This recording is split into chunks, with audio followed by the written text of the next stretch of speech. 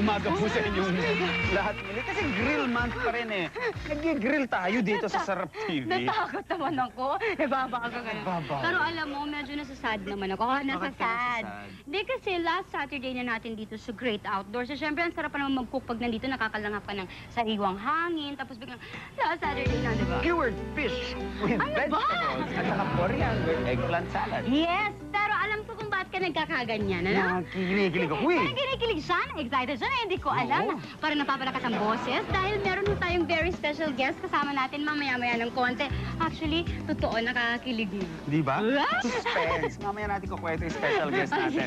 Ito na po muna ang ingredients ng ating skewered fish with vegetables. Siyempre maganda kayo ng skewers, barbecue sticks, babad nyo sa tubig. Yes. And 1/4 cup po ng Maggi Sabor Calamansi. yes, 1/2 kilo tuna fish steaks. Ida-dice nyo po yan mga 1-inch cubes. At 2 tablespoons po ng melted butter. 2.5 cups ng cucumber, pipino. Di ba? Peeled. Tinatanggalan nyo ng balat. Seeded and cut. 1-inch square din. Kasi Yes. laki ng size ng tuna. And of course, akala ko kung ang ano 1 soy leaves. Mhm. Yes, 1/4 cup. Okay, alam ko kung ba't ka nagkakaganyan. Isa lang ang dahilan yun eh.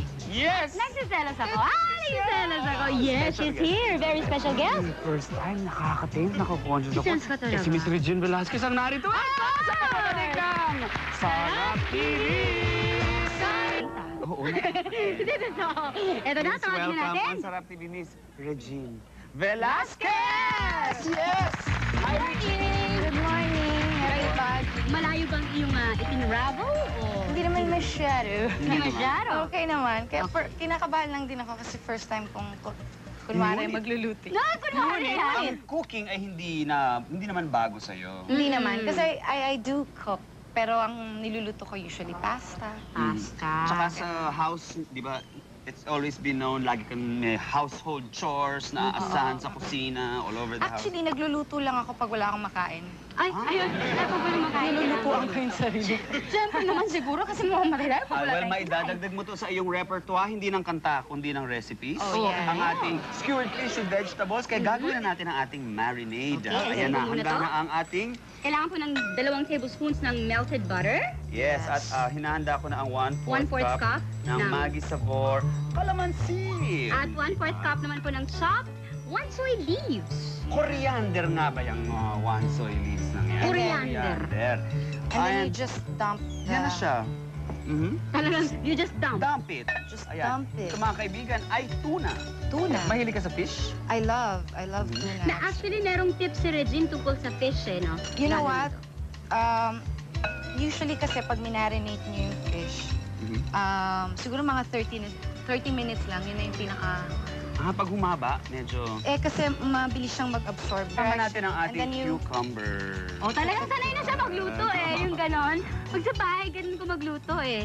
Okay, tapos you leave this siguro mga for about 30 minutes. Only. Only, and then Ready ka na to ready grill. na to grill. Okay. And then Yung steaks. the skewer, you have to put it in water. Oh, mga kaibigan, bakit Kasi no? para hindi agad masunog.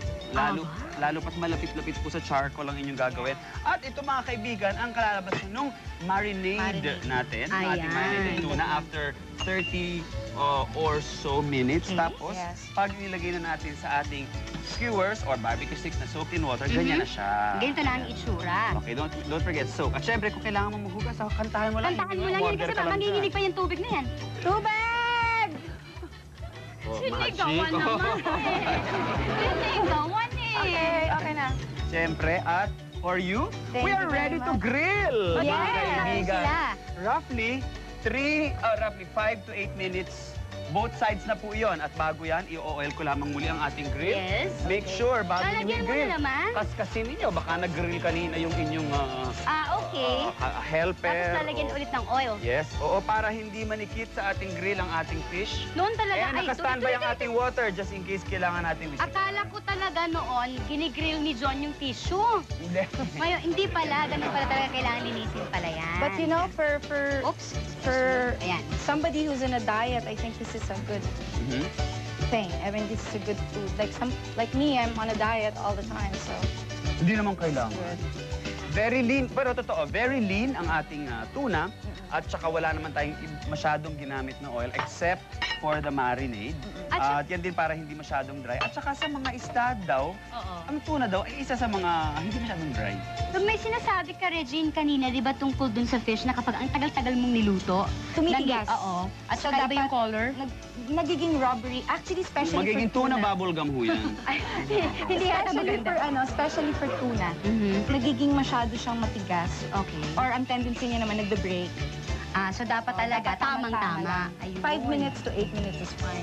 Habang binabantayan ni Regine ang ating pong grilled skewered Meron- tuna, Mhm. meron po kaming ibibilin sa inyo. Maglabas po ng mga papel at ballpen. Ihanda po ang ingredients ng coriander eggplant salad. Ibang klase, no? Kasi iniisip ng ibang tao, ang eggplant ba pwedeng gawing salad? Yes! At kailangan po natin ng 1 cup ng water. Ang hirap hanapin kaya niyan. Try nyo lang sa inyong mga suking kusina. At 1/4 cup po ng corn oil. 1 tablespoon Maggi Sabor, calamansi flavor po muli. Half teaspoon naman po ng salt or basta kung anong gusto niyo ilagay dyan to taste. Gusto niyo ng pepper, pwede rin. 1/3 cup vinegar. Mhm. Ito, kinanta niya ang ngayon at kailanman. Di ba? 3 Saka pieces po ng fresh Basil. Basil. Huwag ganon. 1 spring parsley. One spring parsley. Wala, yan na naman yung mga... 1/2 teaspoon. Ito si Raul. Tarragon. Tarragon. Yeah. Right. Tarragon. At 1 teaspoon ng bay Si leaf. Kokoy yan. O si Iwi. Laurel, di ba? 6 cups po ng eggplant peeled and diced. Yes, 1/2 teaspoon lemon juice. At 1/2 cup naman po ng coriander leaves or 1 soy. Yes. Yan lang po kung saan tayong pagbabalik, bubuin natin yung special na salad kasama Lahat natin ito. dito. At syempre, we will share this with Mr. Jean Velasquez. Ika nga niya, babalik ka muli. Ayan! Sa Sarap TV! TV.